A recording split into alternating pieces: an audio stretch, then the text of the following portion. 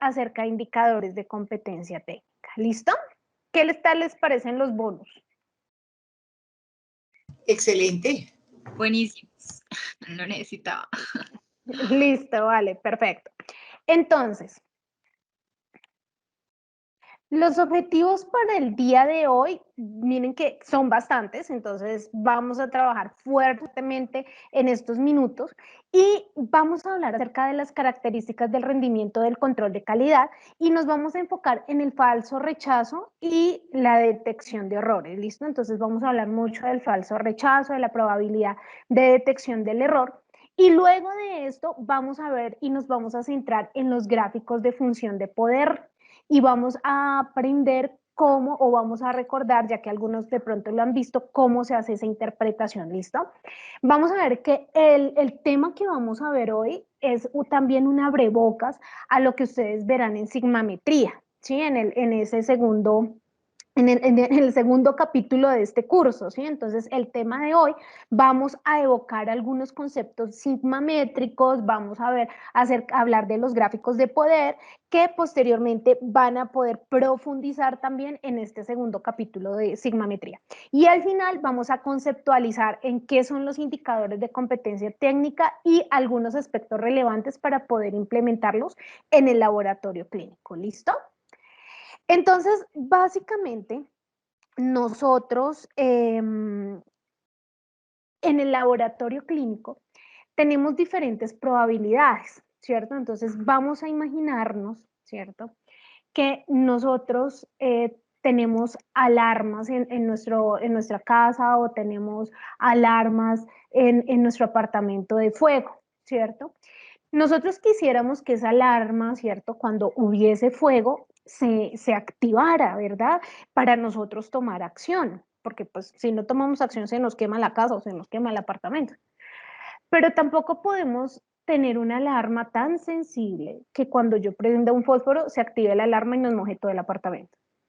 Pero tampoco podemos tener alarmas que básicamente se me está incendiando el escritorio, ¿cierto? Y no me detecten el humo, ¿cierto? Entonces yo no puedo tener alarmas, digamos que con la prendida de un fósforo ya se genere, digamos que esa lluvia contra incendios y tampoco podemos esperar hasta que se me queme todo el escritorio y demás, ¿listo? De esa misma manera vamos a ver qué pasa con los controles de calidad en el laboratorio clínico.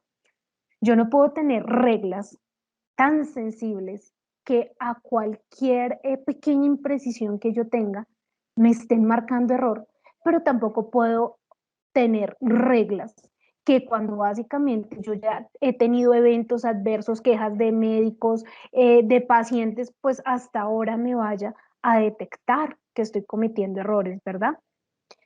En ese orden de ideas, básicamente lo que ustedes están viendo acá es una curva de respuesta, ¿cierto? Y esa curva de respuesta relaciona la sensibilidad de la alarma frente al tamaño del fuego, ¿cierto? Entonces, lo que más vamos a ver acá es que a más grande, ¿cierto? A medida que va creciendo ese fuego, pues mire que la probabilidad de detectar el error también es más grande, ¿cierto? Entonces acá vamos desde un 0% hasta un 100%. Entonces cuando hay fuegos pequeños, pues básicamente la idea es que no hayan alarmas, ¿cierto? Porque si no me sobresaturaría en mi laboratorio, tendría que calibrar, tendría que reprocesar, en mil cosas que generarían un alto costo cuando realmente no se requieren, ¿sí? Y andaría todo el día estresada cuando realmente no se requiere. Pero mire que a medida que aumenta ese fuego, que aumentan esos errores, la alarma deberá activarse. ¿Listo? Entonces la alarma en el control de calidad, ¿cierto? ¿De qué depende que esa alarma se active o de qué depende detectar el problema analítico como tal? Del tamaño del error, ¿cierto? Ya dijimos que si el error era pequeño, pues la idea es que no tenga alarmas porque pueden sobresaturarme, ¿cierto?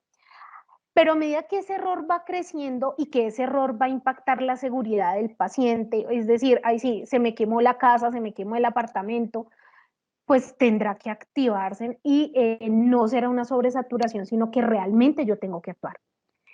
Por otro lado, el número de controles usados para verificar el desempeño del método. Entre más corridas analíticas, entre más controles usted tenga, puede detectar aún más el problema analítico.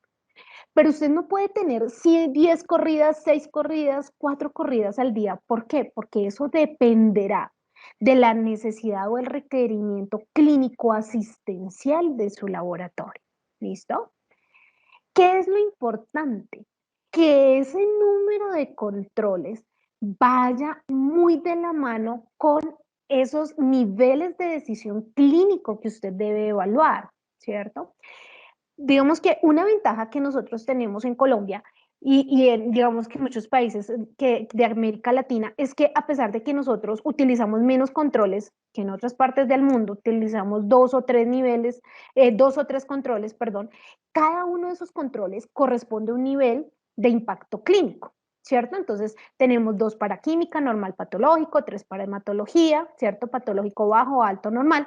Y eso hace que los controles funcionen o sirvan para verificar el desempeño del método porque me están testeando esos límites de decisión clínica. Por otro lado, tenemos la sensibilidad de las reglas estadísticas de control que se están empleando. Yo no puedo usar muchas reglas que se me activen cada momento porque me sobresaturo, pero sí deben ser sensibles para detectarme en el error. No me pueden dejar pasar errores, ¿cierto? No me pueden dejar pasar el fuego y hacer que todo del escritorio me pasó a la casa y se me incendió la casa. Realmente la sensibilidad de las reglas es muy importante, ya que de ellas depende cuando yo tome acción. Por lo tanto, nosotros, ¿qué queremos en nuestro laboratorio? Tener una alta probabilidad de detectar errores, ¿cierto? Pero errores clínicamente importantes. Y lo que no queremos son falsas alarmas cuando el método esté funcionando bien, ¿cierto? ¿Para qué me lleno de alarmas si yo sé que estoy funcionando bien, que no estoy impactando la clínica del paciente, que estoy haciendo una correcta correlación clínica? Entonces, realmente nosotros no queremos eso, sobresaturarnos en falsas alarmas. ¿Listo? Entonces, ¿cuáles son las características que debe tener el rechazo del control de calidad? Básicamente, y nos vamos a adelantar un poco, nosotros debemos hacer una planificación de la calidad, ¿sí? Realmente nosotros no solamente podemos colocar reglas, implementar reglas, porque pues son las 7 reglas o las 6 reglas básicas de Westgard y entonces yo se las implemento acá a todos mis procedimientos de medida. Realmente no. Y ustedes esto, digamos que lo van a ver más a fondo en el segundo capítulo, en el siguiente, en el siguiente módulo de este curso. Nosotros debemos planificar. No para todos los analitos le van a aplicar todas las reglas de Westgard, ¿sí? Nosotros vamos en ese crecimiento y en esa madurez de laboratorio, yo no, así como los requisitos de calidad hay que seleccionarlos, hay que establecerlos para cada procedimiento de medida. Las reglas de Westgard son iguales. No para todos los procedimientos de medida van a aplicar todas las reglas de Westgard, ni van a aplicar las mismas reglas de Westgard. A eso que yo les estoy diciendo, a esa capacidad que yo tengo de decir, al colesterol solamente le va a aplicar 1,3S, R4S, 2,2S. A la glucosa, solo 1,3S. Esa capacidad que llega a tener el laboratorio para establecer reglas específicas para cada procedimiento de medida es lo que nosotros llamamos o conocemos planificación de la calidad. Cuando yo planifico la calidad, mi objetivo, ¿cuál es? Tener una alta probabilidad de detectar errores, pero eliminar las falsas alarmas. ¿Listo? Tenemos que minimizar esas falsas alarmas. Básicamente, Los términos que describen el desempeño de cualquier detector son, o sea, de que me detecta esos errores son la frecuencia de verdaderas alarmas y la frecuencia de falsas alarmas. La frecuencia de las verdaderas alarmas, doctoras, es lo que nosotros conocemos como probabilidad de la detección del error. La probabilidad o la posibilidad de que yo detecte un error en mi laboratorio es la frecuencia de las verdaderas alarmas. Generalmente se conoce como P sub ED. Y por otro lado, la probabilidad de falso rechazo, es decir, la frecuencia de esas falsas alarmas, lo que yo tengo que minimizar, se llama probabilidad de falso rechazo, P sub FR.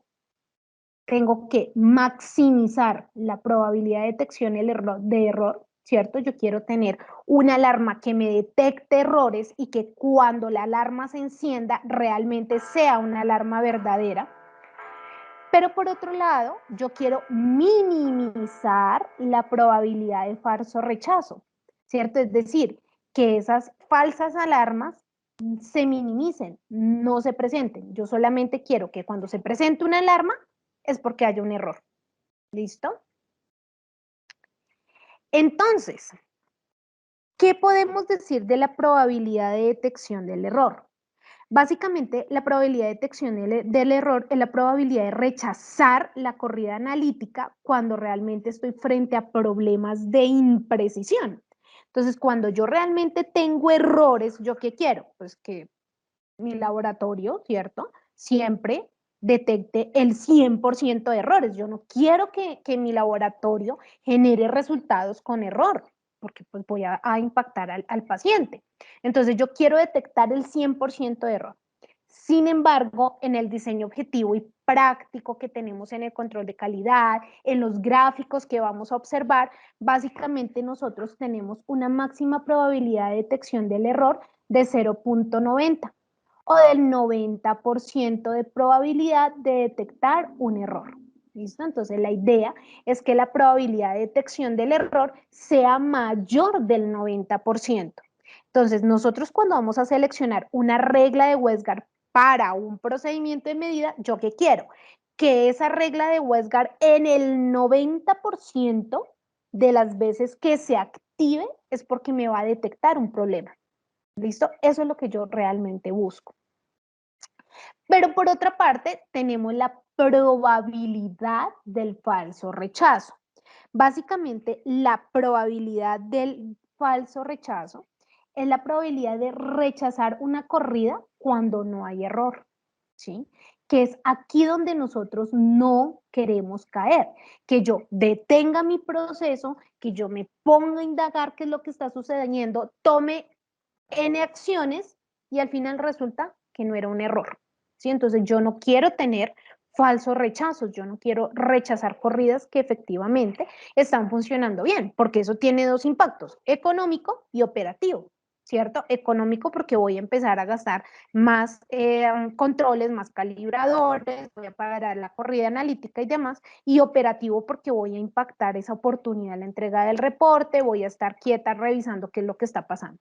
Entonces, cuando yo seleccione una regla de Westgard, lo que yo quiero es que esa regla de Westgard idealmente pues no me rechace nada de manera falsa, ¿cierto? Sin embargo, generalmente en los mapas que vamos a observar vamos a ver un 5%, generalmente se acepta hasta un 5% de rechazo, entonces vamos a ver que la probabilidad de detección del error debe ser mayor del 90% y la probabilidad del falso rechazo menor o igual al 5%. ¿Listo? ¿Eso qué quiere decir? Que en el 90% de las probabilidades yo pueda detectar el error, pero en menos del 5% yo pueda rechazar las corridas analíticas. ¿Listo? Eso es la probabilidad de detección del error y la probabilidad del falso rechazo. ¿Listo?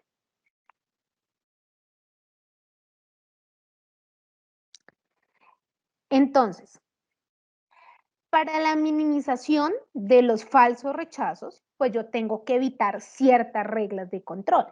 Y para maximizar la detección del error, ¿cierto? Yo puedo generar, o digamos, puedo seleccionar, más que generar, seleccionar monorreglas que sean sensibles y me detecten el error, ¿cierto? Puedo también tener multireglas, ¿listo? Y también tengo que ir a las mediciones del control. ¿Cuántos niveles voy a procesar y cuántas corridas analíticas de esos niveles voy a realizar? ¿Cuántos niveles voy a procesar y cuántas veces los voy a procesar? ¿Listo? Entonces, para yo saber si tengo que evitar ciertas reglas o si tengo que maximizar ciertas reglas, es cuando empezamos a hablar de los gráficos de poder, ¿cierto? Y estos gráficos de poder que vamos a ver más adelante me van a permitir hacer esa planificación de la calidad. Entonces, cuando yo planifico la calidad de mi colesterol, por ejemplo, yo digo, no, ¿sabes qué? Mira, yo debo evitar la regla 1,2S, 1,3S, por ejemplo, pero tengo que maximizar, ¿cierto? La detección del error a partir de la regla R4S, 22S y 6X. Eso es básicamente lo que nosotros hacemos en una planificación de la calidad. ¿Y de dónde viene todo esto?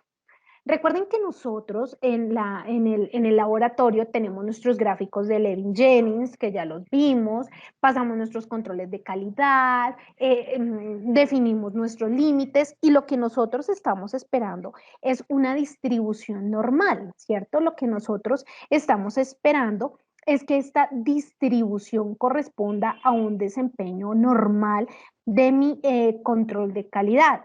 Lo que yo voy a ver es que voy a tener una media con unos desvíos estándar y cuando tengo datos que se salen de esos desvíos estándar que yo ya tengo presupuestados, pues es básicamente lo que nosotros estamos catalogando como error, ¿verdad?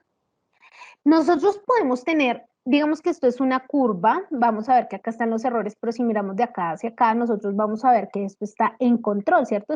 Esto digamos que nosotros tenemos aquí un poco de control, ya vamos a ver un poco estas reglas, pero cuando nosotros entramos a revisar nuestros gráficos de control, podemos encontrar dos situaciones. La primera, que estemos frente a errores de tipo sistemático. ¿Qué quieren decir errores de tipo sistemático? Quieren decir errores que tienen ese mismo patrón de comportamiento, ¿cierto? Errores donde yo estoy informando por encima de la media o por debajo de la media. Y acá lo estoy viendo en este histograma, ¿cierto? Entonces, mire la media donde está y mire yo dónde estoy ubicada, ¿cierto? Entonces, tengo un desplazamiento por errores sistemáticos, que ya lo hemos revisado.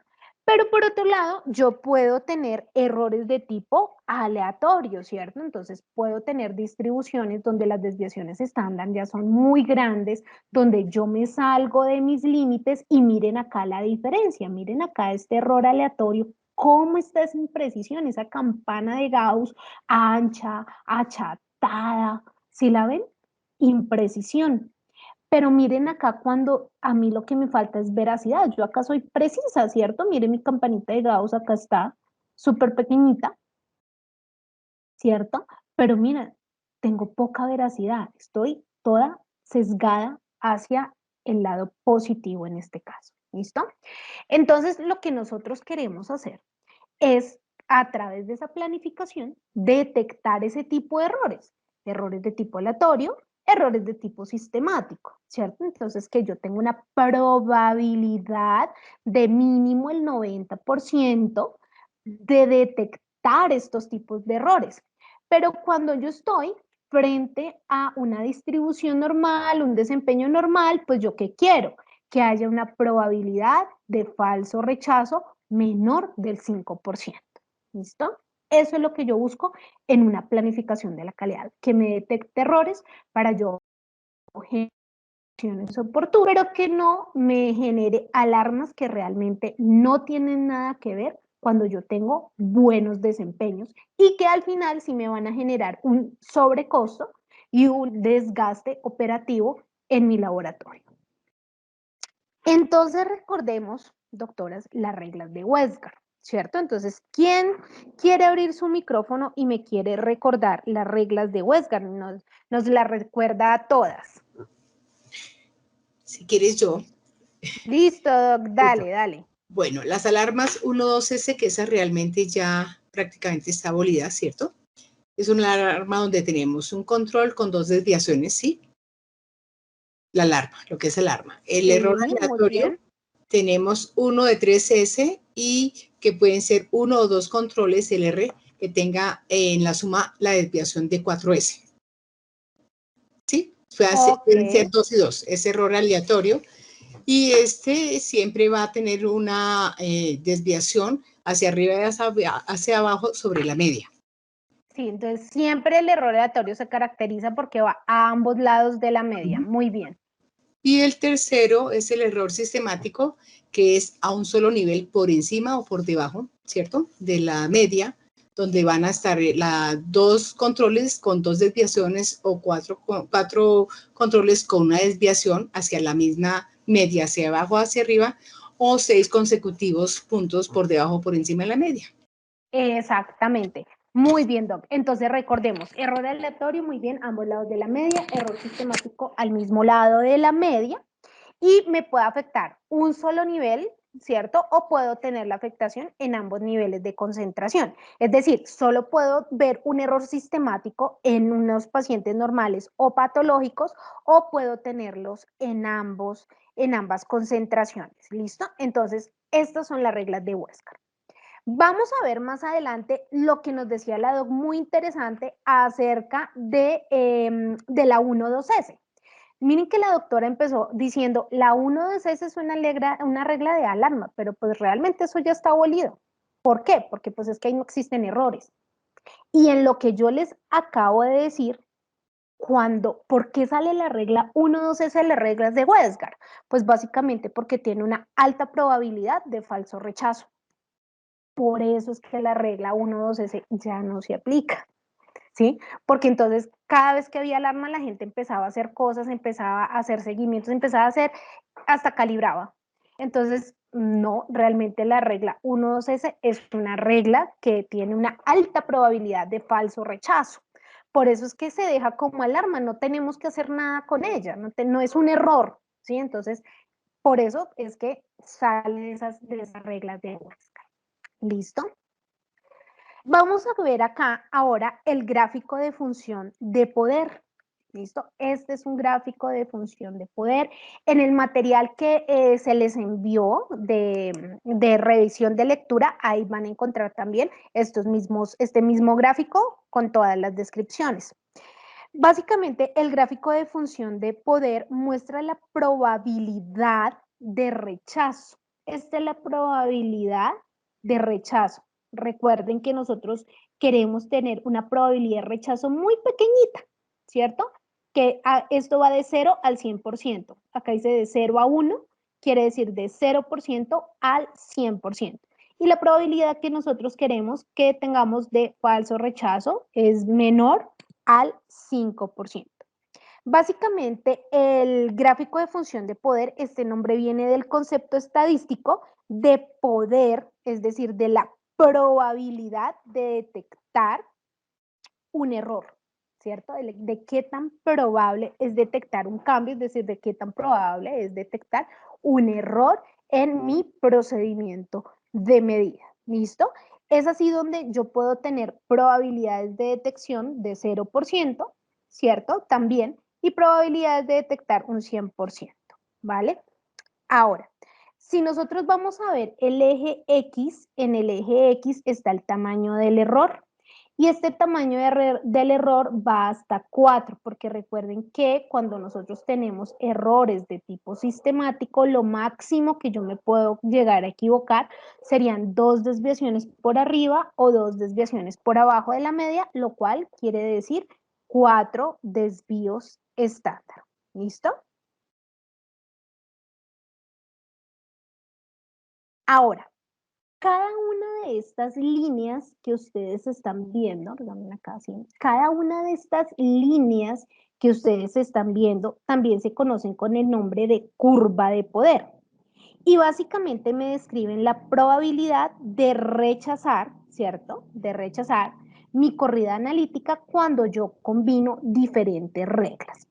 Ustedes están viendo acá que cada una de estas curvas de poder tiene, digamos que son diferentes, ¿cierto? Tienen digamos que unas vienen con puntos, otras vienen con rayas, etcétera, etcétera. Para nosotros no matarnos la cabeza aquí mirando si esto es el 10%, el 3%, el 2%, estas gráficas o estas curvas que ustedes ven acá, van a encontrar el resumen acá en este cuadro que ustedes ven al lado derecho. ¿Listo? Entonces, aquí están las convenciones de cada una de esas curvas de poder. ¿Listo? Por ejemplo, la curva superior que tenemos acá, miren esta curva, ¿listo? Esta curva nos dice que hay una probabilidad del falso rechazo del 9%.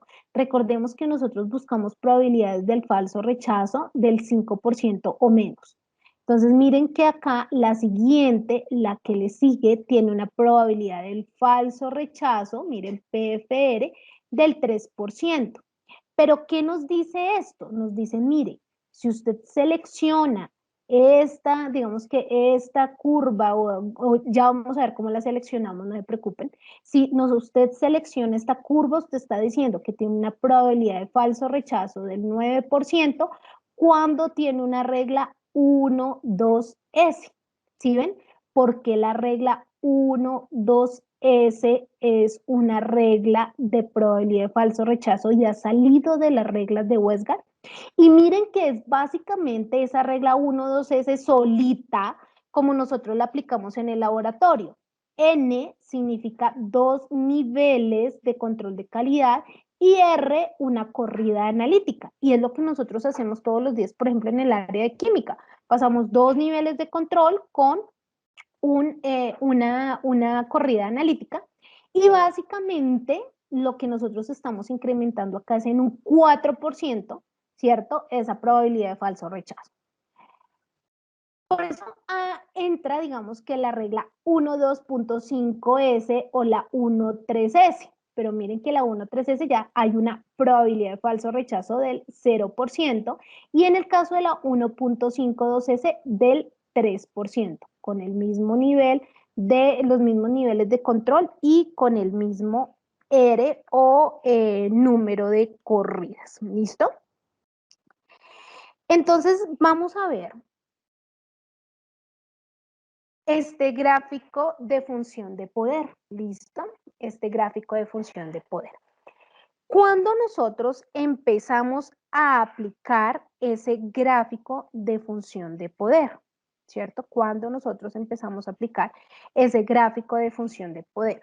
Básicamente, cuando nosotros hemos seleccionado o más que seleccionado, hemos calculado nuestra escala sigma.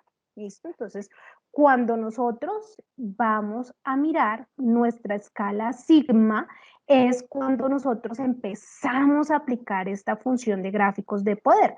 Por eso les estaba diciendo desde el inicio que este es un abrebocas a lo que ustedes van a revisar y a mirar en el segundo módulo de control de calidad. Voy a dejar un momento de compartir pantalla.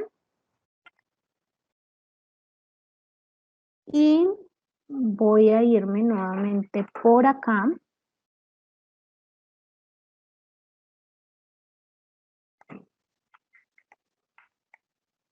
Ahí ya están viendo mi pantalla. Sí, señora. Esto voy a hacer esto un poquitito más grande. No, mentiras, no puedo hacer eso. No me quedo sin ver. Listo, vale.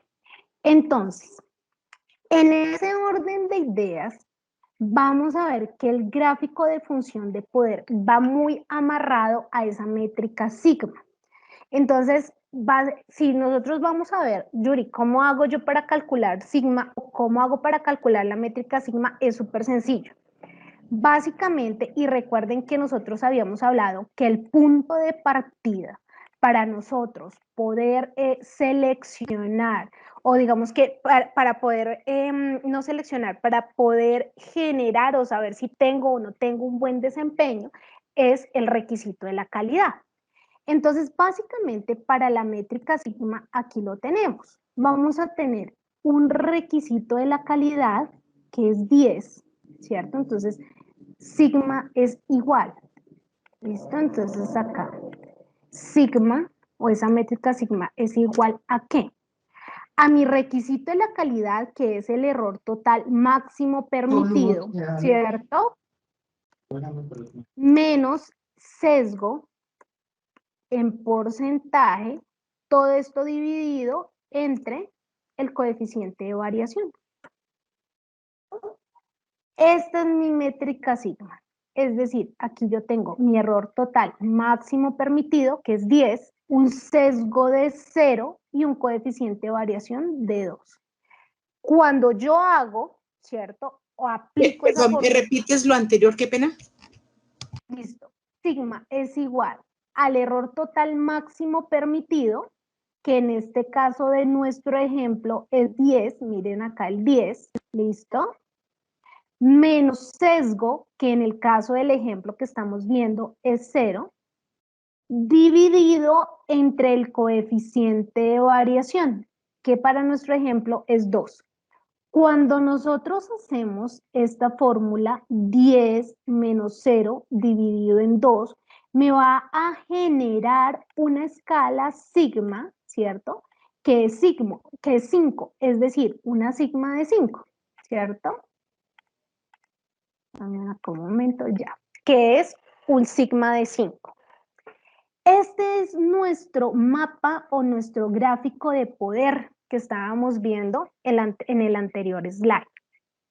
Sigma va a estar en la parte superior. Miren acá, vamos a tener 3 sigma, 4 sigma, 5 sigma, ¿cierto? Miren que acá en esta tenemos 5 sigma. Cuando yo sé mi sigma, en el gráfico de poder, yo llego y hago una línea o trazo una línea vertical en mi gráfico de poder. Eso es lo que yo voy a hacer. Voy a trazar una línea vertical. ¿Listo? Ustedes ven que es el mismo gráfico. Vienen acá las diferentes curvas. Estos gráficos ustedes ya lo encuentran, no es necesario que lo hagan. Pero miren que este gráfico de poder, lo mismo, tiene una probabilidad de detección del error. Cuando nosotros ya hemos establecido esa métrica sigma, es decir, yo ya he hecho digamos que esa fórmula matemática, en el gráfico de poder, miren que acá yo tengo 3 sigma, 4 sigma, 5 sigma, y en 5 lo que hago es pasar una línea vertical, ¿cierto? No nos vamos a poner aquí a revisar, digamos, que frente al gráfico, que si yo tengo el 90 o si tengo el 100% de la probabilidad de la detección de ese error, o que si aquí abajo tengo la probabilidad del falso rechazo del menos del 5%, ¿cierto? No nos vamos a poner a ver eso. ¿Por qué? Porque aquí a la derecha, ¿cierto? Vamos a ver cada una de esas convenciones, ¿cierto? Miren, cada una de esas convenciones que me están diciendo cada una de esas curvas de poder. Recuerden que lo que nosotros estamos revisando es que la probabilidad del falso rechazo sea menor de ¿qué?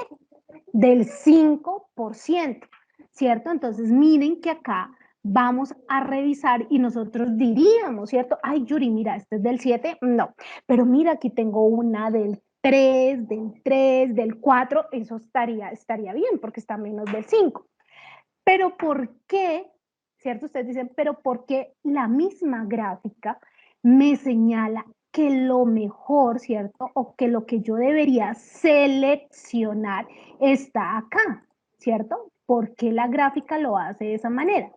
Y básicamente vamos a ver que es porque la probabilidad de detectar un error tiene que estar muy cercana al 90%, ¿cierto? 90% o superior, ¿cierto? Entonces, donde nosotros vamos a encontrar ese match entre que yo pueda tener una probabilidad del falso rechazo del 5%, pero una probabilidad de detectar el error mayor al 90%, ustedes van a ver que puede ser aquí, ¿cierto? Pero también ustedes me dirán, pero Yuri, ¿por qué ahí, si yo estoy viendo que, por ejemplo, acá, ¿cierto? Esta, voy a voltear, ay, perdón, voy a voltear acá un poco acá, ¿cierto? Acá esta, podría ser, ¿cierto? Esta podría ser, Yuri, porque mira, tú me estás diciendo que tengamos una probabilidad de detectar el error menor del falso rechazo, perdón, menor del 5% y está en 3. Y un 100% detectar errores. Entonces dime por qué tú me estás diciendo que seleccionemos estas de abajo y no acá arriba. Entonces vamos a ver que el por qué es primero, porque el n de controles que me pide es 4. Y mi pregunta es, dígame, ¿quién de ustedes tiene 4 niveles de control o corre 4 veces? 4 veces no, tiene 4 controles para correr. Y segundo, porque la corrida analítica que se requiere es de 2, ¿cierto? Es de 2. Si yo soy un laboratorio, por ejemplo, que tengo control normal patológico y lo corro 2 veces al día, esa regla te funciona muy bien. Pero si por el contrario, yo soy un laboratorio que tiene solo control normal patológico y lo corro una vez al día, pues esas reglas yo ya no lo puedo aplicar. Si ustedes se dan cuenta, hay reglas monorreglas, es decir, una regla solita, ¿listo? Una monorregla. O puedo tener multireglas, es decir, combinación de varias reglas. Generalmente, y lo que siempre se recomienda es que tengamos unas multireglas. ¿Para qué? Para que la probabilidad de detectar el error aleatorio sistemático por lo menos sea un poco mayor. Digamos que siempre se dice, escoja una opción que le permita identificar, de reglas que le permita identificar un error aleatorio y un error sistemático. Visto de esa manera, pues siempre tendremos que seleccionar una multiregla, unas reglas para error aleatorio, unas reglas para error sistemático. Por eso, en este ejercicio que estamos viendo, la mejor decisión la tendríamos aquí. Esta sería nuestra mejor regla, ¿cierto? Porque es multiregla, es decir, me permite detectar errores aleatorios, errores sistemáticos, con una probabilidad del falso rechazo del 1% y una probabilidad de detección del error del 94%, procesando 2 niveles de control en una sola corrida analítica. Y Yuri, ¿y de dónde salió todo eso? De la sigma, porque tengo una sigma de 5. Quiere decir que si yo tengo una sigma, por ejemplo, de 3.5, más o menos la voy a dibujar por acá, ¿cierto? Entonces, por acá voy a dibujar la regla, la sigma 3.5, voy a dibujarla por acá. Yo podré aplicar solo a aquellas curvas de poder que están por encima de esta. Quiere decir que la única curva que yo podría llegar a aplicar, la única curva de poder que yo puedo llegar a aplicar que está por encima, miren acá, por encima de esta 3, ¿cierto? Es esta, la última básicamente, la última, ¿cierto? Esa es la única que yo podría llegar a Yuricita, aplicar. ¿me escuchas? Sí, Hola, Yuricita, qué pena, tú me puedes aclarar un poco. Cuando tú dices ya, por encima, es bajo que ese corte que estás haciendo con bajo con la ese raya azul. corte, con la, O sea, sí, sería bajo solamente este pedacitito que ves aquí al lado del árbol, este pedacitito que va de 0.95 a 1, algo así. este pedacitito aquí nomás, que está por encima de 0.90. No Allí, sé, no entiendo esa partecita. acá, Es decir, lo voy a poner un poquito más grande. es ¿Sí ven decir, que yo ahí es traigo? donde se cruza, pero ese es donde se cruza, es que yo no logro identificar. Míralo ¿Cómo acá. hacerlo? Por el 90. Es que hay que guiar.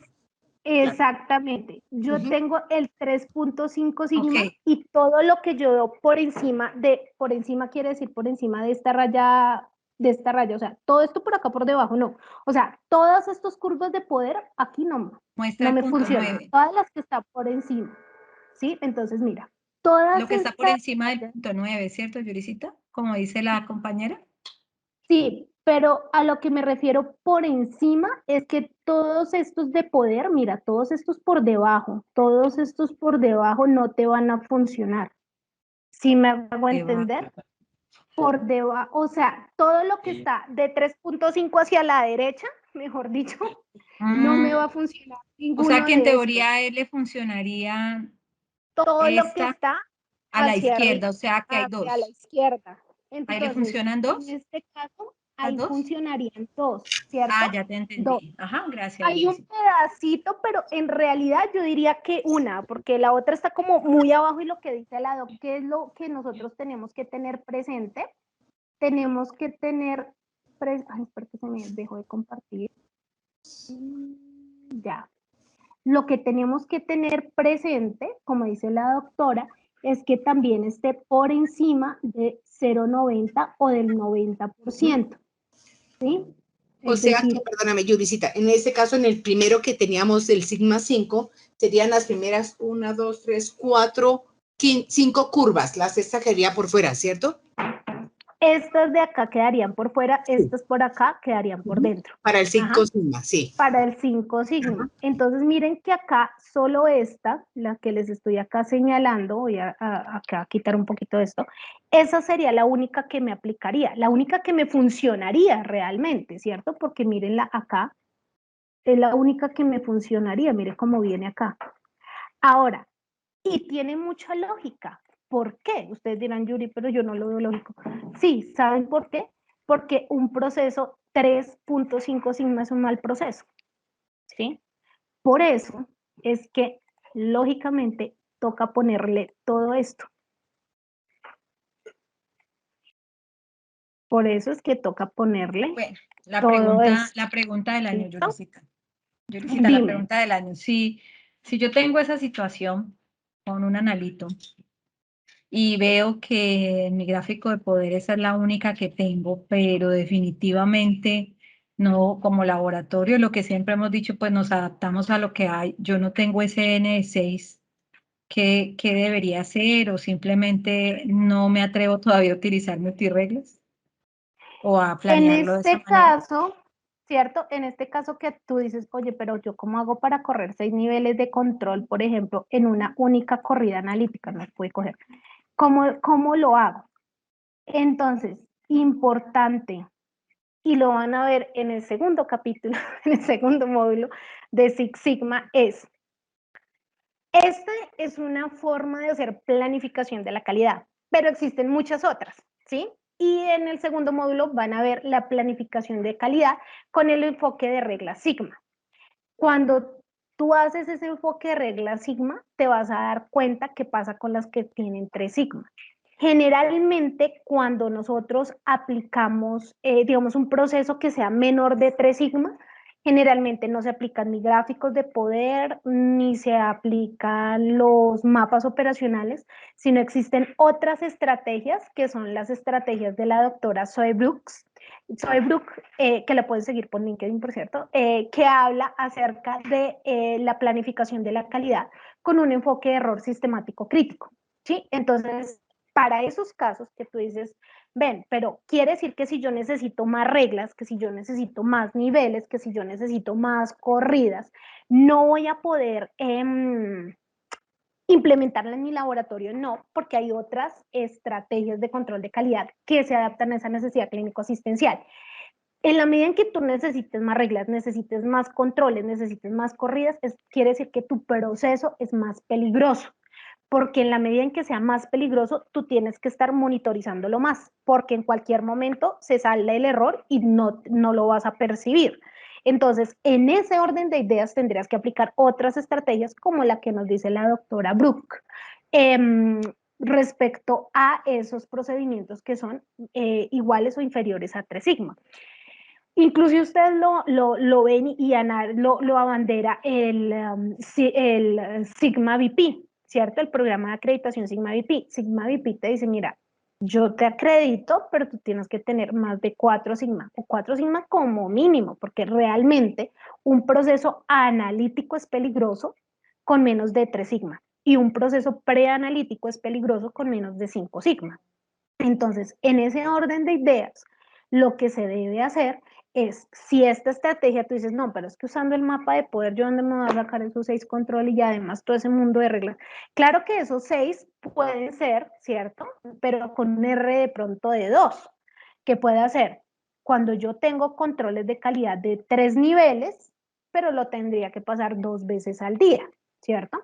Si definitivamente la estrategia no se acomoda, o sea, hay algo que tenemos que tener claro, y Lady, gracias por ponerlo digamos que en la mesa, es mi laboratorio no se tiene que adaptar a una estrategia, la estrategia tiene que adaptarse a mi laboratorio y tener la capacidad de ¿qué? De detectar los errores y de generar una probabilidad de falso rechazo pequeña. No sé si con esto contesté tu pregunta. Claro, Yorisita, muchas gracias. Listo. Por otro lado, y es algo muy importante, es que ustedes deben saber, y digamos que ya lo hemos revisado, pero recuerden, ustedes me pueden decir, Yuri, pero ok, el error total máximo permitido yo lo obtengo, es mi requisito de calidad, ya tú nos enseñaste que Estocolmo ya no es, que ahora es Milán y que hay 3 modelos y que variabilidad y que CLIA, ¿cierto? Eso nosotros lo vimos, inclusive lo acabamos de ver la clase pasada. Eso está claro, pero me dicen, bueno, ¿y de dónde obtenemos el sesgo? Sí, o sea, ese sesgo yo de dónde lo puedo obtener. Entonces recuerden, la mejor estimación del sesgo es la media, ¿cierto? Que yo obtengo de mi grupo par de comparación, de esa media robusta, ¿listo? De ese grupo par de comparación. Ahora, ¿de dónde obtengo el coeficiente? Recuerda que nosotros lo vimos, que dijimos, bueno, aquí podemos hacer o un coeficiente ponderado entre los niveles o escoger el coeficiente máxima imprecisión, que es como mi peor escenario, ¿cierto? Que muchos se van por ese lado. O tengo que tener una métrica para mi nivel normal y una métrica para mi nivel patológico, porque son 2 coeficientes de variación. El sesgo se mantiene, el requisito de calidad se mantiene, pero el coeficiente cambia. Entonces, es necesario tener una métrica para cada nivel de control, pero realmente muchos autores dicen sí, porque usted puede tener una métrica muy buena en pacientes normales, pero muy mala en pacientes patológicos. Entonces, usted no puede decir que tiene un buen desempeño en todos, sino que usted tiene que tomar acciones en los patológicos porque algo está pasando allí, ¿listo? Entonces miren que se puede manejar de esa manera. Otros dicen, no, yo realmente como tuve el coeficiente de variación más grande, quiere decir que esa es la métrica en peor escenario, entonces yo solamente trabajo una métrica. Cualquier escenario es totalmente válido y lo puede seleccionar el laboratorio como digamos que como había en esa estrategia, se acomoda a su necesidad. ¿Listo? ¿Dudas, preguntas o inquietudes hasta acá, doctores? Mi doctora Yuri, una preguntita. Dime, doc. Cuando elegimos el control de calidad en analitos o mensurandos que son no frecuentes en laboratorios, ¿cuál sería el número mínimo del grupo par de comparación que buscaría yo para coger ese control de calidad? Digamos que un grupo mínimo, en una actualización que estuve ayer, nos habla de que hayan para una media, que existan mínimo 10 a 12 participantes para una media de consenso. Para una media. Para un desvío estándar, nosotros ya podemos hablar hasta de 38, hasta de 30 participantes. Recuerden que siempre hay, y recuerdo que siempre hay esa especificidad metrológica. Por ejemplo, si mi grupo par, o sea, mi mismo equipo reactivo, etcétera, tengo 7. Entonces yo digo, no, pues es que con 7 como que difícilmente, ¿no? Pero si de pronto puede ser que no tenga el mismo instrumento, pero sí la misma metodología y ya con la metodología hay 30, pues ese será con el grupo par que yo me logre comparar y logre obtener mi sesgo. ¿Sí? Entonces siempre tener en cuenta esa especificidad metrológica. Ideal que sea el que tengan en mi mismo método, mi mismo instrumento, mis mismas unidades de medida. Si no tiene el mismo instrumento, por lo menos que tenga la misma metodología. ¿Listo? Gracias, mi doctora. Vale. ¿Dudas, Yuricita, preguntas o inquietudes? sí. Dime. Dos. Justo se me generó una frente a la pregunta de la doctora Esperanza, creo que fue. Sí, la doctora Esperanza fue la que nos preguntó. Y es, definitivamente, o sea, yo sé que este tema con los Ns, y de hecho creo que te lo hemos preguntado varias veces, es un tema allí álgido, sobre todo en algunos tipos de prueba o en algunas tecnologías, ¿no? A veces son tecnologías también tan especializadas que no la tienen muchos laboratorios, no se tienen mucho en Colombia, bueno, qué sé yo. Ya. Definitivamente, si no tengo un N por metodología, perdón, no tengo un N que es el ideal metodología reactivo o metodología, definitivamente no considerar el otro N que nos presentan a veces algunos controles como un N más global. Así de pronto, pues sea como Ya. la alternativa que tengo. ¿Cómo ves esa opción? Lo que pasa es que nosotros podríamos llegar a compararnos con todos los métodos. Digamos que en química no le vería, digamos que, bueno, en química también tiene sus bemoles, pero sería menos impactante que en un inmunoensayo. Por ejemplo, si tú en un inmunoensayo me estás hablando de un PSA y dentro del PSA está ELISA, quimioluminiscencia, electroquimioluminiscencia, FEIA, pues como que cómo le hago si cada una lee de una manera diferente. ¿Sí me hago entender? Puede ser que los intervalos biológicos de referencia en ese PSA no cambien, ¿sí? Entonces también tendríamos que entrar a mirar hasta qué punto yo lo puedo evaluar por una relevancia clínica, ¿sí? No es lo ideal, Lady, o sea, si tú me preguntas, no es lo ideal que entonces yo me acomode a un control que tal vez tenga muy poco N o que siempre tenga que compararme con todos los métodos. Ahora, eso dependerá también de cuál es el procedimiento de medida. Por ejemplo, en toxicología, ¿sí?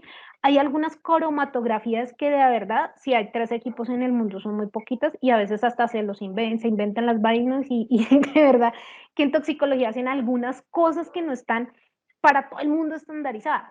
Pero cuando tú te vas a revisar por todos los métodos, tú ves que a todos les da lo mismo. Les da o positivo o negativo.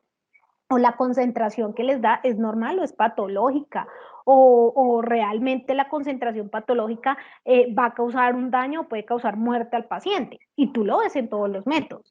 Entonces, también es cómo nosotros podemos implementar esas estrategias de revisión por relevancia clínica, ¿sí? Muchas veces, digamos que uno exige a un proveedor, ven, pero es que si no tienes el N, pero miren que eso no depende del proveedor, o sea, eso no depende ni siquiera del organizador. ¿Por qué? Porque en la medida en que el organizador no venda, por decirlo así, tantos controles de calidad, pues el N no va a aumentar por más que quiera. ¿Sí me hago entender? Si los laboratorios, por ejemplo, en un control de calidad interlaboratorial, yo puedo tener muchos, 100, 300, 1000 laboratorios, pero ninguno me reporta en el control de calidad interlaboratorial por una falta de cultura, ¿sí? Que es lo que Colombia tiene también, tienen controles interlaboratoriales y no reportan. Entonces, digamos que ahí es donde esas estrategias no es que no vayan a funcionar, sino que vienen de una causa raíz mucho, digamos que anterior, ¿sí? Previa, por decirlo así. Entonces, sí es un trabajo que se tiene que ir realizando, porque lo que yo te digo, puedo tener muchos laboratorios, pero no tienen la cultura del reporte, ¿sí? Así es. O no puedo tener laboratorios, pero es que eso no depende ni del distribuidor, no depende del proveedor, depende de que los laboratorios se inscriban, ¿ves? Y ni siquiera tiene que ver con la robustez del programa, porque el programa puede ser muy bueno, pero por X o Y motivo puede ser que el participante no se inscriba. ¿Sí me hago entender?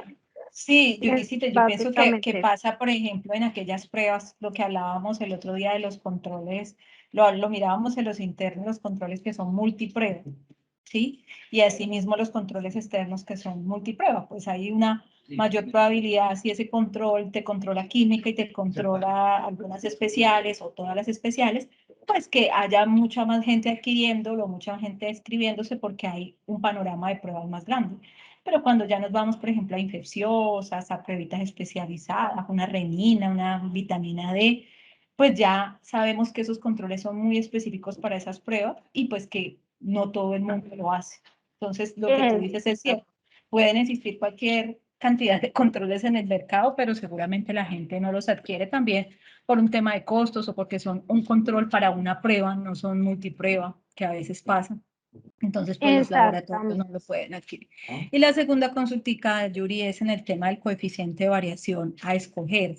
Sabes que siempre hemos venido con la idea de que uno igual calculaba el coeficiente de variación de ambos controles, pero tomaba el normal para hacer su error total y su indicador y demás. Sí, eso ha sido como algo que ha estado muy arraigado.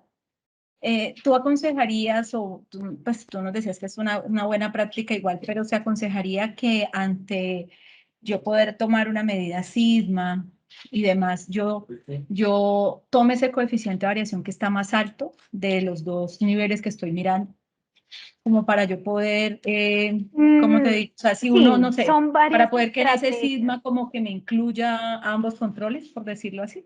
O sea, sería una buena estrategia, lo hacen, o lo hacen la mayoría de los laboratorios, o cómo funciona eso en vida real. Básicamente, básicamente lo que tú dices, Lady, es cierto. O sea, si yo solamente tomo el coeficiente de variación normal, pues solamente sabré el error total de mi población normal o la sigma de mi población normal. Y pues realmente yo atiendo población normal y patológica, ¿sí? Cuando yo, o digamos, cuando yo solamente tomo el normal, cuando el normal tiene la mayor imprecisión. Lo que yo les decía, este mes yo estoy midiendo error total y puede tener la mayor imprecisión. El normal, el próximo mes puede ser la mayor imprecisión. El patológico, porque para mí mi estrategia es tomar el coeficiente de variación de mayor imprecisión. Me dirán, pero entonces no estaría estandarizado. Sí, está estandarizado. La estandarización está en que es el coeficiente de variación de mayor imprecisión. ¿Listo?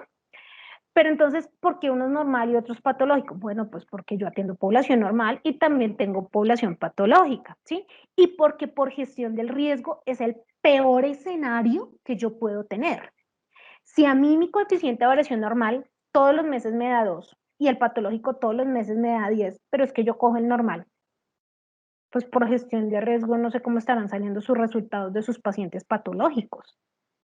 No sé si por ese coeficiente de variación usted de la patología lo volvió normal o de la patología lo convirtió le impactó y le puso más enfermedad.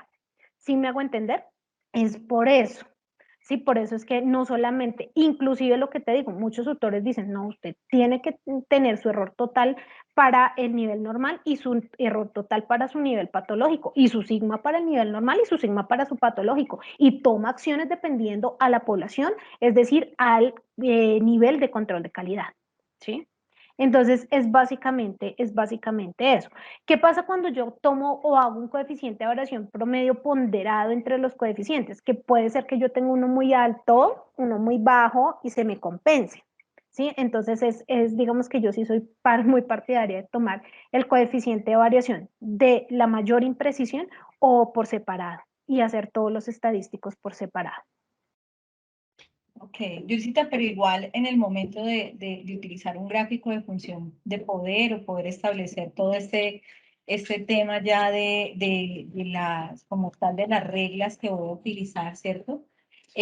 Ahí sí tengo que tomar la decisión de uno, porque yo no puedo programarle unas reglas, o bueno, lo estoy diciendo, estoy afirmando, pero no estoy segura. Uno no puede programarle reglas, no se puede programar reglas para el control normal y otras reglas para el control patológico cuando sabemos que son reglas que analizan más de dos o sí, más de dos controles o dos controles. Entonces, en ese momento que yo me siento y digo, bueno, cuando estoy en un escenario 5 sigma y eso, pues uno ya sabe que seguramente no creo que sea muy probable que yo tenga un normal en 5 sigma y un patológico por allá en 3 sigma, no creo. Pero digamos que en estos casos en que ya estoy más cerca a ese 3 sigma, cuando yo voy a pensar en esa estrategia, definitivamente tengo que irme, como tú dices, por gestión de riesgo en el peor escenario, y ahí escogería el coeficiente de variación más amplio, seguramente para el cálculo de ese sigma, o creo yo que, en mi parecer, es la mejor práctica, ¿no? Sí, generalmente cuando uno escoge, digamos, esos peores escenarios, te ayudan a mejorar. y también te ayudan a identificar si realmente, cuando tú ya ves un desbalance, digamos que en el coeficiente puede ser que no se vea mucho, pero sí en el sesgo, ¿cierto? Que tú puedas decir, oye, pero el sesgo, por ejemplo, si yo voy a hacerlo por separado, yo veo el sesgo de mi control normal también y el control patológico está terrible. Entonces yo digo, ok, yo tengo un error sistemático en el control patológico, por lo tanto tengo que ir a ver qué es lo que está pasando en esa concentración patológica. ¿Sí? Muy seguramente pueda ser un error sistemático proporcional, que a medida que aumenta la proporción o la concentración, perdón, aumenta la proporción del error. Entonces, en los normales yo lo voy a ver súper bonito, pero en los patológicos yo voy a ver los errores más grandes. Entonces, por eso te digo, depende de la estrategia, mucho de la estrategia de control de calidad, y el ejercicio que tú haces es muy válido. Es el ejercicio que tiene que hacer un laboratorio clínico, de sentarse a decir cómo está mi población, de dónde vamos a obtener el sesgo, de dónde vamos a obtener el coeficiente y empezar a desarrollar la estrategia. En una charla que se va a dar en el CLAD, yo les comentaba en esa charla que le hicimos, que se grabó en su momento, yo les decía, yo estoy trabajando con un laboratorio hace más de 3 años implementando estrategias de control de calidad. 3 años y todavía seguimos mejorando, ¿sí? Planificando y mirando qué funciona y qué no funciona para ese laboratorio. ¿Sí? Y son 3 años que ya se lleva en lo mismo. Y en el aprendizaje y en el decir, no, eso ya no funcionó, toca colocar otra cosa. O en un requisito de calidad implementado y después, oye, no, mira, eso todo me está saliendo, ¿qué fue lo que pasó? Ay, nos devolvíamos a hacer historia y, oiga, sí, mire, lo seleccionamos mal porque tal y tal cosa. Entonces, digamos que ese camino tiene que hacerlo un laboratorio. Y lo que les digo, el camino de la calidad es mejora continua y es algo que nunca se va a acabar, ¿sí? Ni esperen hacerlo de un día para otro, no. Lo importante es empezar, ¿sí? Entonces empezar seleccionando requisitos, empezar siendo más conscientes de la monitorización del coeficiente, empezando a revisar de qué fuente voy a obtener el sesgo, ¿listo? Entonces eso es lo importante. No sé si quedó clara tu pregunta, Lady. Sí, Yuricita. En ese tema de sesgo, pues tú sabes, Yuri, que la realidad es que no muchos laboratorios acceden al interlaboratorial, pues por las condiciones que eso tiene. Normalmente pues, se maneja por de tercera opinión, de más costos, de lo que sea. Pero sí se me ocurre, y uno pues termina, si tiene su control externo, donde tiene un N, digamos, o una media más robusta, ¿no? Más representativa, pues uno termina determinando el sesgo a partir del control externo. Pero desde tu perspectiva uno debería, listo, yo sé que en el control externo, o es lo ideal, que yo tenga muestras patológicas, muestras normales, que pueda mirar cómo se comporta ese sesgo en cada una de las concentraciones, ¿sí? Y eso me da una idea también, como tú nos explicabas, de el sesgo en cada nivel. Pero entonces, como eso no pasa todo el tiempo, a veces me mandan muchas normales seguidas y después las patológicas, qué sé yo, cómo lo maneja el programa, valdría la pena entonces tener calculado ese sesgo del control externo y también un sesgo, el sesgo frente a mi media, en este caso sería pues el sesgo frente a mi media de inserto, para yo ir mirando, monitoreando también si hay algún sesgo allí en el control, o sea, no me lo permita visualizar del todo el control externo por las concentraciones, no sé si me haga entender en mi consulta. ¿Sí? Ok, entonces, nosotros tenemos que saber que la fuente, ¿cierto?, de obtención del sesgo solo es una. O sea, yo no puedo tener, o sea, yo puedo tener sí 5 fuentes y sacar 5 sesgos, pero al final es como que con es cuál me una quedo, para el error. ¿Ah? ¿cierto? Sí, o sea, con Ajá. cuál de todos. Entonces, solo una Porque fuente. mío. ¿Qué pasa? Y eso va a venir en el bonus dentro de 8 días. Me estoy adelantando, necesita tu bonus. Sí, al bonus. ¿Qué pasa cuando tú dices, ven, pero es que el control externo no me da un sesgo, me da un desvío, que es un dato frente a un dato? Yo ahí tengo un desvío, yo ahí no tengo un sesgo. ¿Cómo hago para sacar el sesgo de mi control externo? Entonces muchos dicen, ay, es que el control de calidad externo trae un sesgo acumulado, ¿cierto? Hay programas de control de calidad externo que traen sesgo acumulado. Y uno dice, es decir que si yo no tengo ese programa, ¿no puedo sacar mi sesgo del control externo? No, sí puede obtener de los programas que no traen sesgos acumulados, ¿cierto?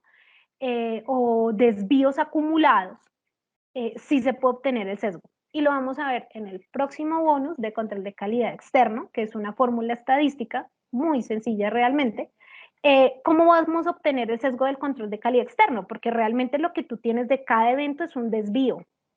Quiere decir que nosotros debemos obtener es un sesgo, es un promedio de ¿qué? De datos, es un promedio de esos desvíos.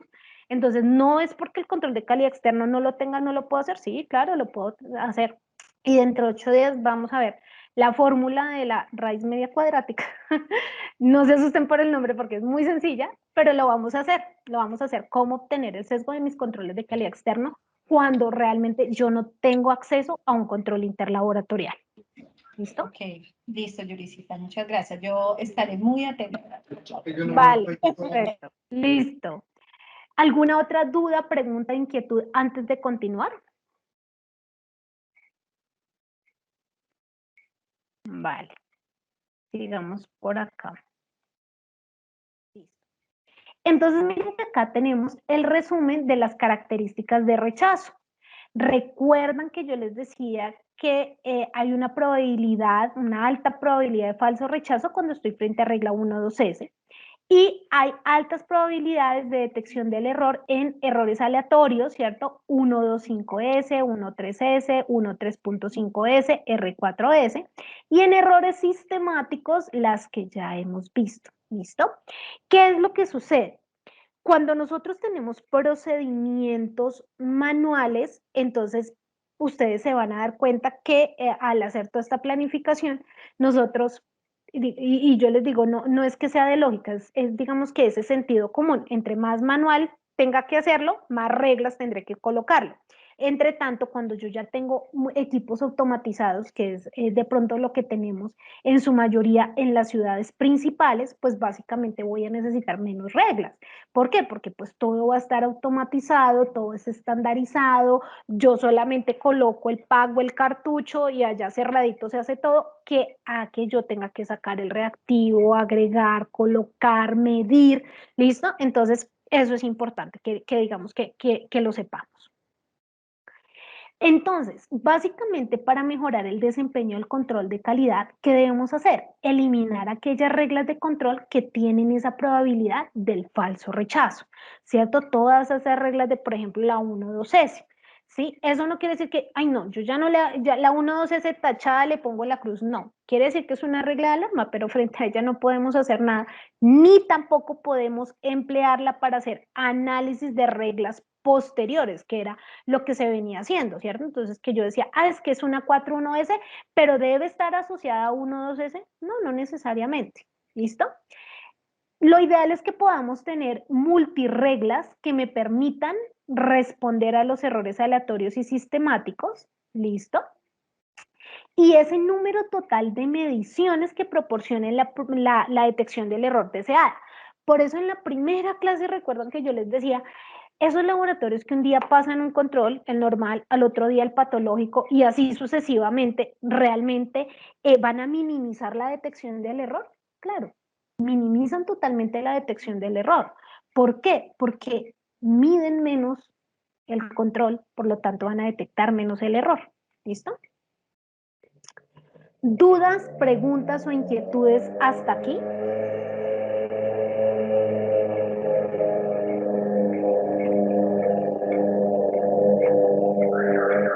Vale. Vamos a ver ahora nuestro bonus de indicadores de competencia técnica. Entonces, ya para cerrar el tema que estábamos viendo de cuál es la probabilidad de que yo rechace una corrida, ¿de qué va a depender? Va a depender mucho de las reglas que yo tenga establecidas. ¿Y qué es lo importante de las reglas? Que tengan una probabilidad de detección del error mayor del 90%, ¿cierto? Que mayor del 90% yo voy a detectar el error, pero una probabilidad de falso rechazo menor al 5%. ¿Listo? Eso es lo que tenemos que tener claro. Que a medida que avance el curso y en el segundo módulo, en el avanzado, ustedes van a empezar a ver todos los tipos de planificación de la calidad. vamos a ver que no solamente existen los gráficos de poder con las curvas de poder, sino que hay algunos gráficos muy similares, que son los mapas operacionales, pero que también existen otros tipos de planificación, como la dada por la doctora Soebrook, ¿cierto? Que se enfoca en error sistemático crítico, y habrá otras planificaciones que son ya más comúnmente utilizadas, basadas en Six Sigma, cruzadas con las reglas de Wesker. ¿Listo? Entonces, que ya tuvimos un acercamiento a ellos en las primeras clases. Entonces, esos son las diferentes planificaciones de la calidad. Sin embargo, sabemos que para esas planificaciones de la calidad nosotros tenemos que tener en cuenta que la sigmametría, ¿cierto? Y que tenemos que tener en cuenta nuestro requisito de calidad, nuestro sesgo y nuestro coeficiente de variación. Pero muchas veces me dicen, Yuri, yo realmente no he llegado a sigmametría. ¿Qué puedo hacer antes de la sigmametría? ¿O cuál puede ser como ese camino antes de llegar allá para yo poder identificar errores aleatorios, sistemáticos, para yo poderme comparar frente a mi requisito de calidad, generar acción y no llegar a la sigmametría sin tomar acciones, ¿cierto? En ese camino que se va recorriendo de calidad. Entonces, quiero traerles hoy el bonus de indicadores de competencia técnica, donde vamos a hablar de ese antes y a pesar de que es un antes de sigmametría, vamos a ver que es algo muy propio también de nuestro país, pero que nos sirve mucho para tomar decisiones antes de entrar a la sigmamétrica, ¿sí? Nos sirve para tomar decisiones de que si efectivamente impacto a la seguridad del paciente o si realmente la decisión es ir a revisar qué es lo que está pasando con mi precisión o qué está pasando con mi veracidad. Debemos tener en cuenta que un indicador es una herramienta que me clarifica y define el objetivo, ¿cierto? Entonces, ese indicador, ¿cierto? Digamos que no solamente me dice cuál es ese objetivo donde yo debo llegar, sino a dónde estoy para poderlo obtener, ¿cierto? ¿Dónde estoy y a dónde quiero llegar? Y en ese orden de ideas, pues yo tendré que saber dónde estoy, si estoy imprecisa o si estoy precisa, si estoy veraz, si no estoy veraz o si estoy o no estoy exacta. ¿Y a dónde yo quiero llegar? Ah, no, pues yo quiero llegar a la máxima precisión, a la máxima veracidad, a la máxima exactitud, para que al final, a pasar a sigmametría, pues tenga la máxima sigmamétrica, es decir, 0 errores. En ese orden de ideas, nosotros vamos a ver que los indicadores, por lo tanto, son elementos de planificación, son estándares que me ayudan a realizar seguimiento y control. Por eso es que los indicadores se deben medir con cierta frecuencia. Ideal que esta frecuencia sea una frecuencia mensual, ¿cierto? Es una herramienta para tomar decisiones e identificar oportunidades de mejora, porque cuando yo mido el indicador y tengo en un tangible un número, pues yo voy a saber si necesito o no mejorar. Y si necesito mejorar, ¿qué necesito mejorar? ¿La precisión, la veracidad o ambas? ¿Listo? Es decir, la exactitud.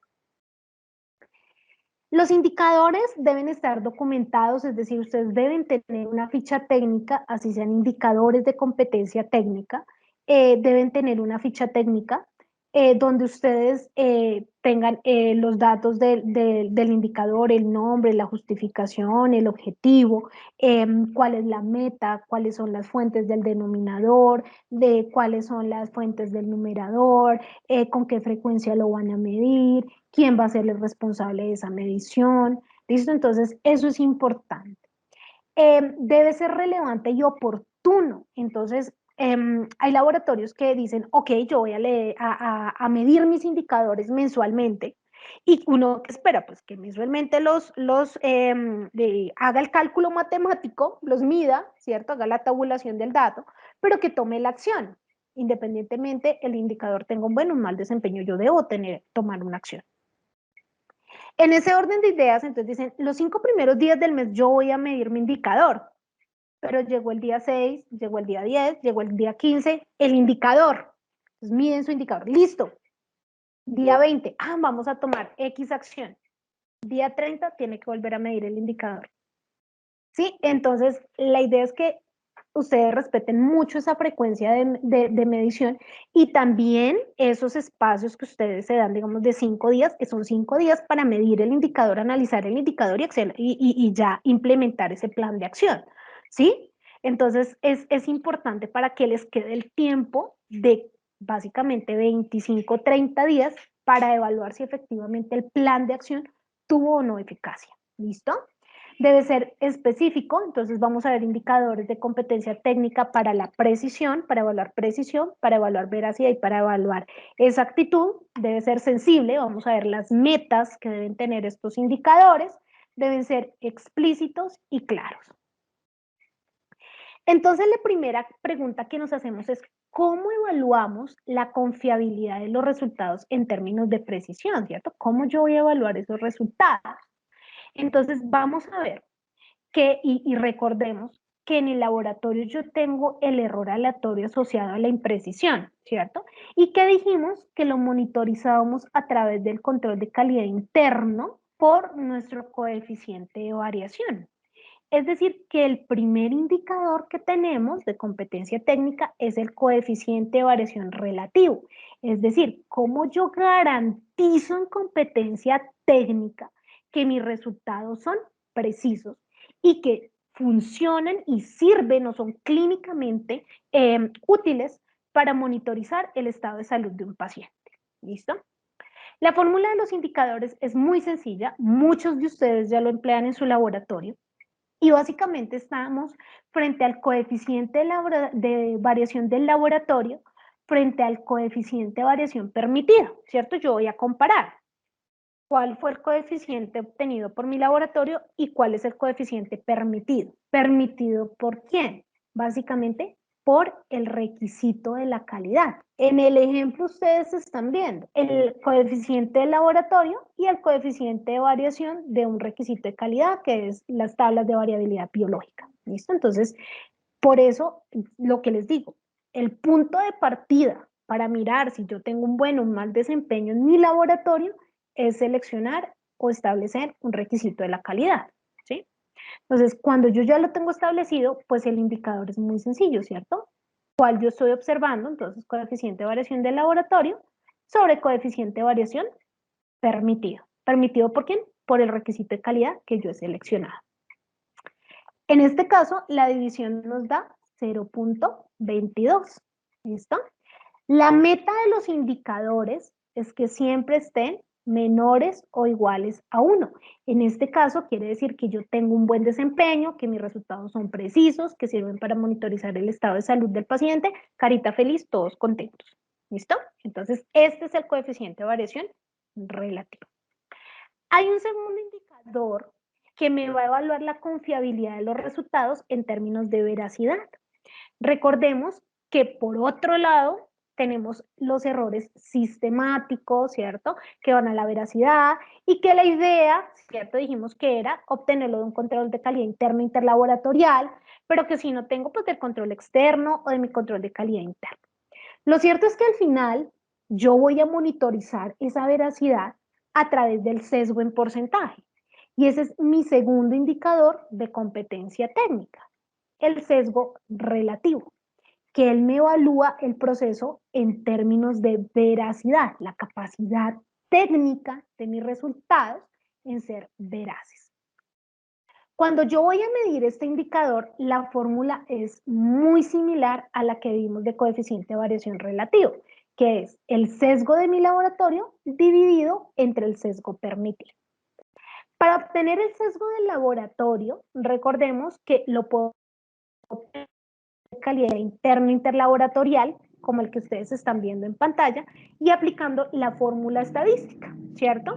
La media del mes del laboratorio menos la media del grupo par sobre la media del grupo par por 100.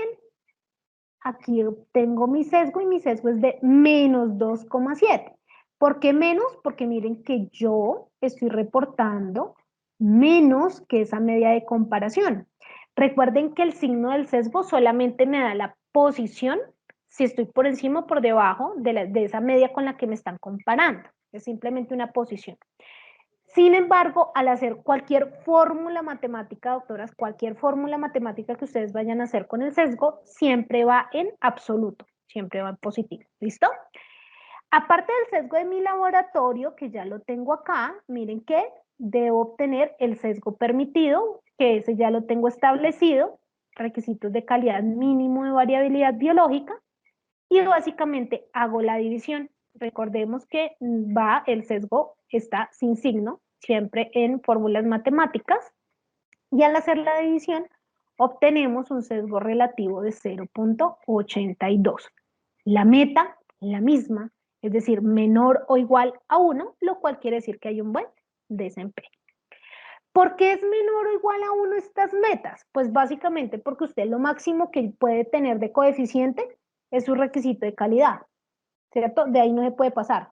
En el sesgo es lo mismo. Y en el índice de error total, que es el siguiente indicador, va a pasar lo mismo. Usted no puede superar lo que en este momento ya está definido.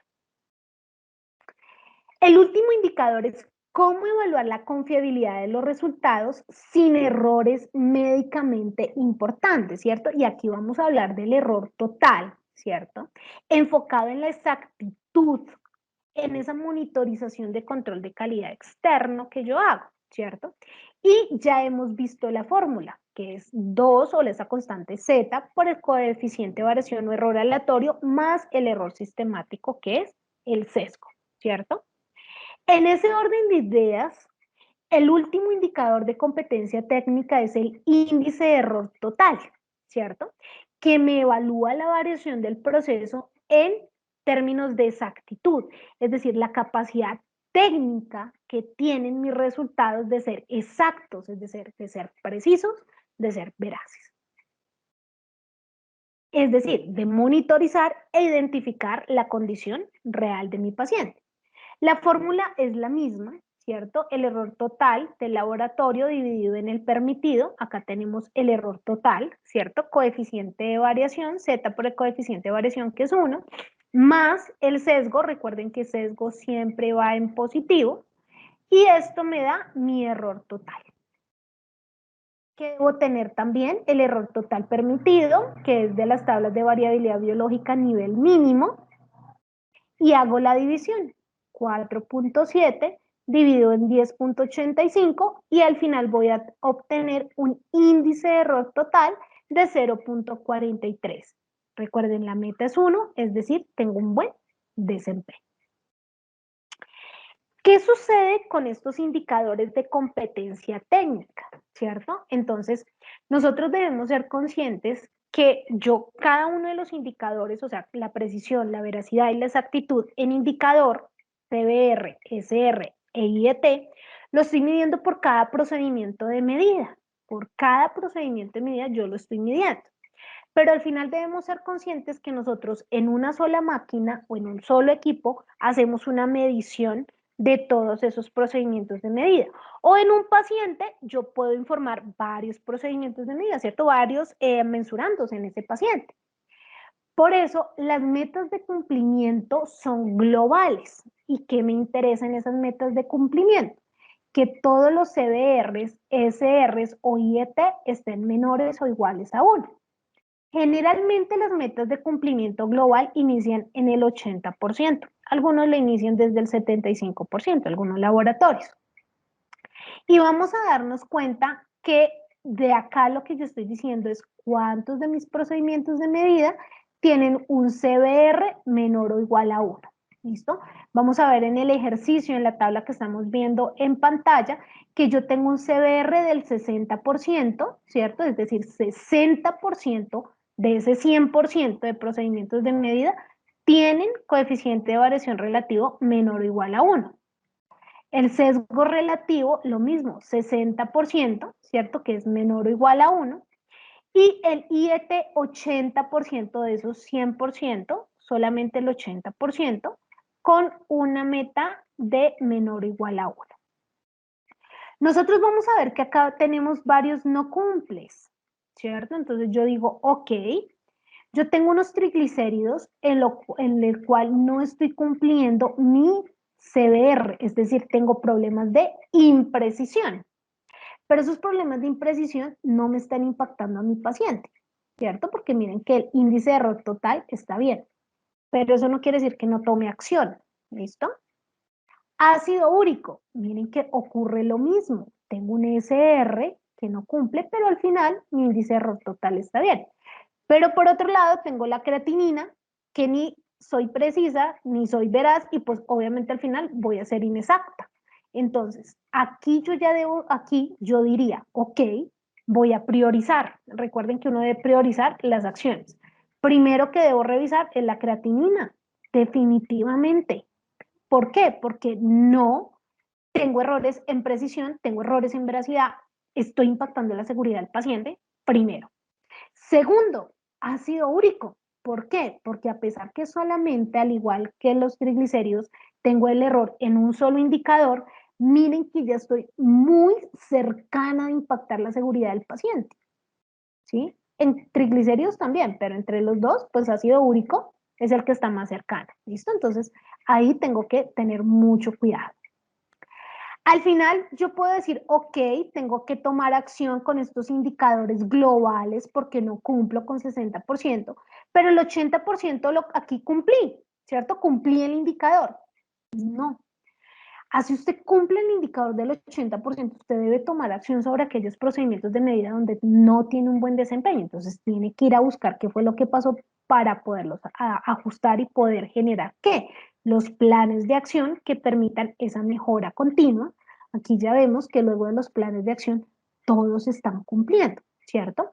Pero a pesar de que todos estén cumpliendo, ¿yo qué tengo que realizar? Pues acciones de mejora continua, constante monitorización, planificación de la calidad. Aquí yo ya sé que en la planificación de la calidad, la creatinina, tengo que ponerle todas las reglas, ¿cierto? En esa planificación muy seguramente me van a salir las mega multireglas o inclusive ni siquiera le puedo poner irme a hacer gráficos de poder porque tiene una sigma pésima, ¿cierto? Entonces yo me tengo que ir a generar esas acciones y esos planes de acción y de esa manera priorizarlo, ¿cierto? Primero, ¿quién me está impactando la seguridad del paciente? Segundo, ¿quién está más cerca? Y tercero, ¿quién está un poco lejos para yo poder priorizar y de esa manera actuar?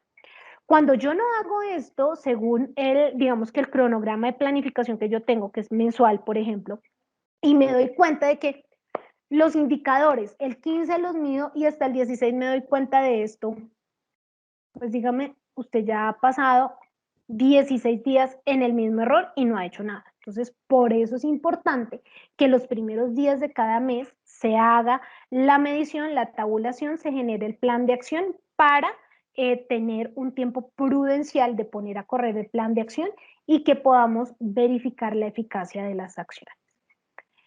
En conclusión, los indicadores de competencia técnica permiten monitorizar los procedimientos de medida en el laboratorio, no solamente de bioquímica, y esto es algo que lo traigo a colación. Nosotros no debemos quimicalizar todas las áreas del laboratorio, ¿sí? Hematología ya lo vimos, no lo podemos quimicalizar, inmunensayo no lo podemos quimicalizar, pero eso no indica que yo no pueda medir los indicadores en las otras áreas, como lo hago en bioquímica. Las puedo medir en hematología, las puedo medir en coagulación, los puedo medir en inmunensayo. ¿Por qué? Porque ellos me generan esa mejora continua en el proceso basados en evidencia objetiva, que al final, ¿qué me llevan? Pues a garantizar resultados que sean clínicamente útiles. ¿Listo?